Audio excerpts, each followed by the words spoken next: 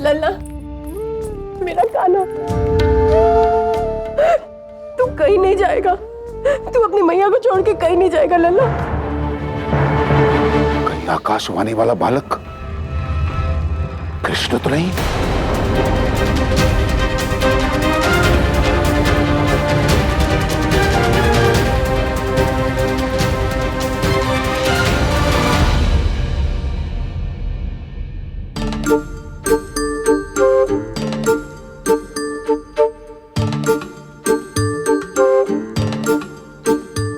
ये आप सब मेरी ओर इस प्रकार क्यों देख रहे हैं?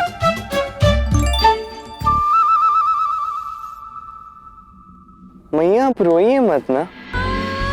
महाराज कंस को अवश्य कोई भ्रम हुआ होगा। आप रोइए मत।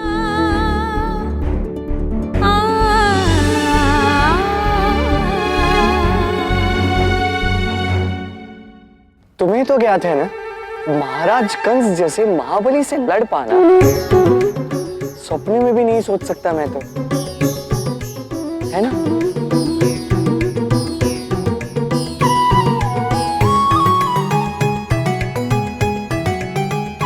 मैं ठहरा गोकुल का अबोध ग्वाला, महाराज कंस का सामना मैं कैसे कर सकता हूं?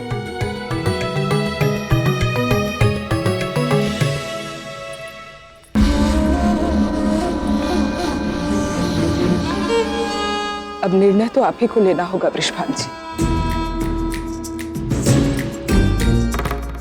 एक और ये अबोध बालक हमारा प्यारा पुत्र कृष्ण, इसका जीवन संकट में, और दूसरी ओर बरसाने पर दुष्ट कंस की दृष्टि। जटिला काकी, आप फिर मुझे डरा रही है ना?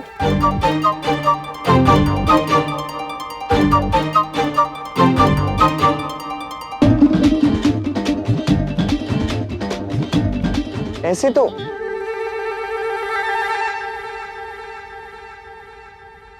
मुझे चक्कर आ रहे हैं।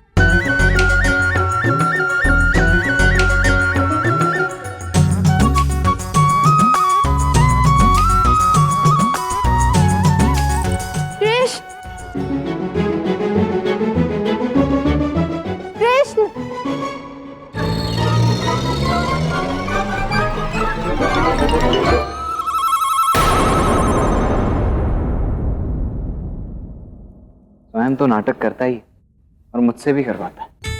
कान्हा, कान्हा, कान्हा, कान्हा, लल्ला, लल्ला क्या हो गया मेरे लल्ला को? कान्हा तो मूर्छित हो गया मैया।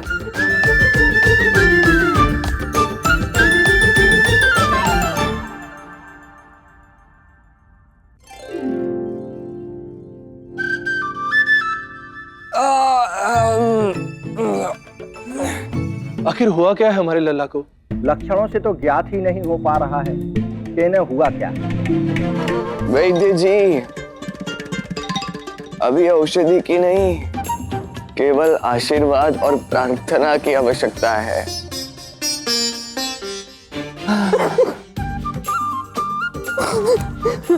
नहीं नहीं मैया, मत रोइए, मत रोइए, आप मत रोइए। इस जीवन में आना जाना सब ईश्वर के हाथ में है, हमारे हाथ में कुछ नहीं है। आप ही कहती है ना कि ईश्वर जो करता है उचित करता है। आप चिंतित ना होइए भैया।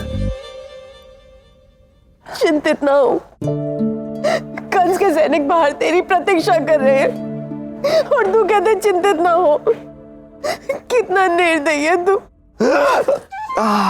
कान्हा, कान्हा, आप सब इन्हें विश्राम करने दीजिए, अन्यथा स्वास्थ्य और बिगड़ेगा।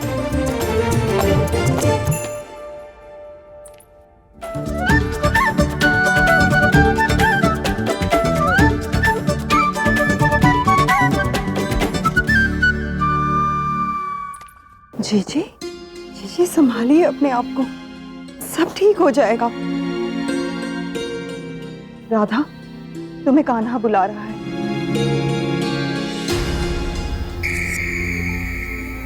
जाओ भीतर जाओ। राधा, मैं भी चलता हूं तुम्हारे साथ।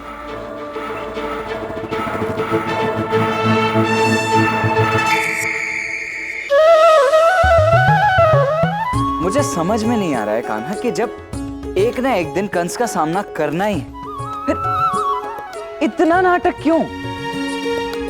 यदि तुम्हें नहीं आना है तो ठीक है, मैं अकेला ही चला जाता हूं कंस के साथ। दाऊ, ये मत भूलिए हम अभी भी मनुष्य की सीमाओं में बंधे हुए हैं। हम कंस के सामने नहीं जा रहे हैं क्योंकि कंस के सामने जाने का समय नहीं है। उसके पाप का घड़ा छलकने दीजिए।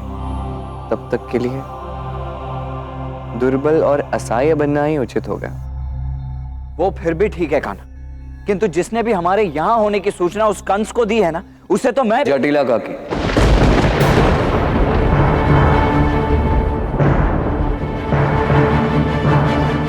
क्या?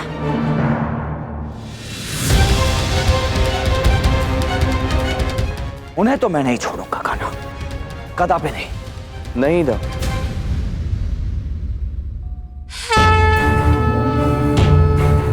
दंड देना बहुत ही सरल है किंतु महत्वपूर्ण है। जिसने भी वो भूल की है उसे उसकी भूल का आभास कराना, तभी वो सही मार्ग पे आते हैं, दंड देने से नहीं।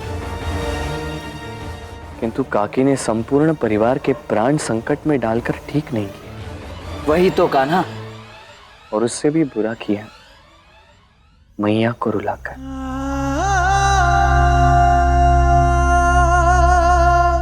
तो आप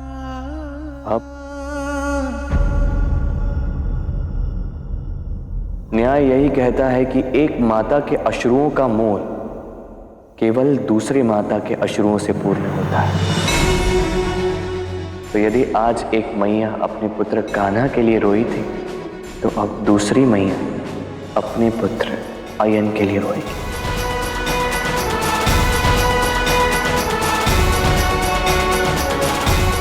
अर्थात अब आयन की बारी।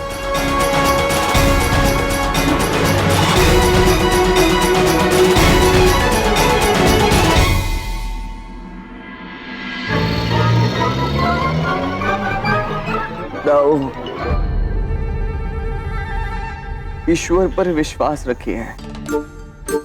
वो जो भी करते हैं हमारे भले के लिए ही करते हैं।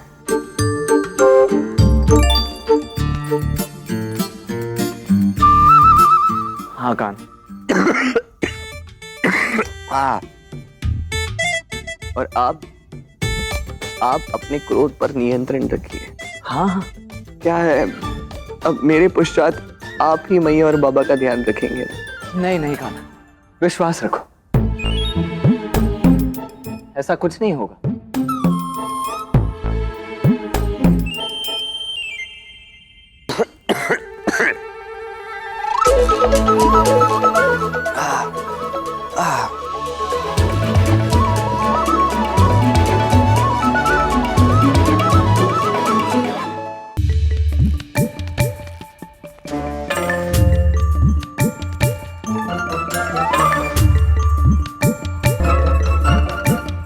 चलो है, तुम यहां क्या करोगे? राधा है ना, वो ध्यान रख लेगी कान्हा का।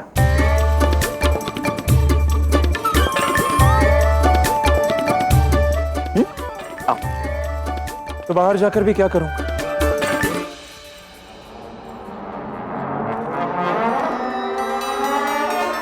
करने के लिए तो बहुत कुछ है, पहले बाहर तो चलो। मैं कहीं नहीं जा रहा, मैं यही रहूंगा।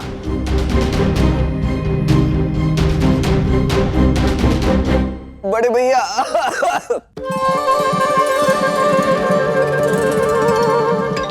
मेरी अंतिम इच्छा ही समझ लीजिए ना, जाइए। हो सकता है आप दोनों मिलकर मेरे प्राण बचाने का कोई मार्ग निकाल लें। जाइए ना।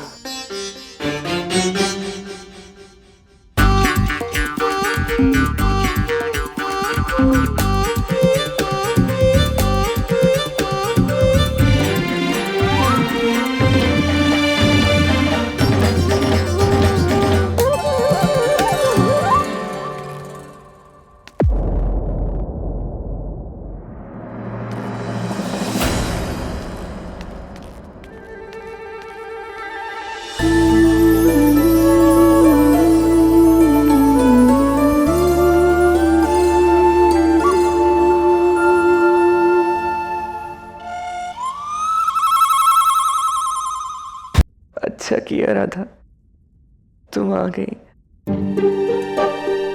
मेरे अंतिम पलों में तुम मेरे पास हो।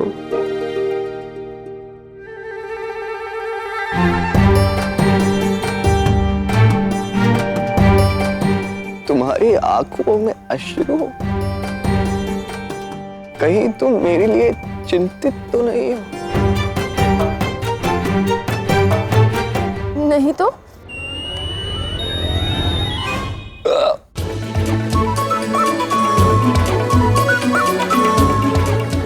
अब तो मेरे जीवन के कुछ ही पल शेष हैं।